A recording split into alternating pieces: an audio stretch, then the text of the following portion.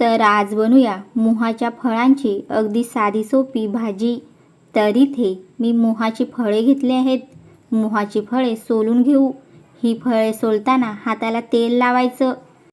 एक फळ मी तुम्हाला कापूनही दाखवते।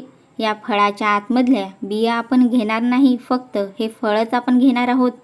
आता हे फळ बारीक बारीक कापून घेऊया। तर पहा, मी इथे कापून घेतलं।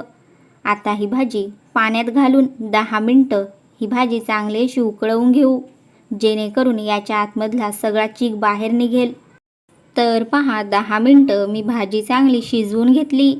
आता 2 ते 3 पाण्यात भाजी स्वच्छ धुवून मग अशा प्रकारे भाजीमधलं सगळं पाणी पिळून काढायचं आहे। तर इथे भाजी मी पिळून घेतली। आता भाजीला फोडणी देऊन घेऊ। त्यासाठी कढईमध्ये 2 पळ्या तेल घालून घेतलं। तेल चांगलं कडकडीत असं गरम झालं आहे। त्याच्यामध्ये 4 ते 5 लसणाच्या पाकळ्या घालून घेतल्या। एक कांदा आणि 2 हिरव्या मिरच्या घालून चवीपुरतं मीठ घालून कांदा लालसर होईपर्यंत परतवून घेऊ।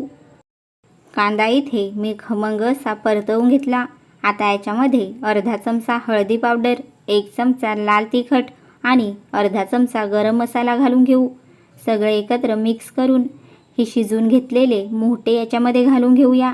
आता सगळं चांगलं एकत्र मिक्स करून घेऊया आणि 2 ते 3 मिनिटासाठी भाजीवरती झाकण ठेवून घेऊ। 3 मिनिटं इथे झाले आहेत। आता झाकण न ठेवता 2 ते 3 मिनिटं भाजी परतवून घेऊया।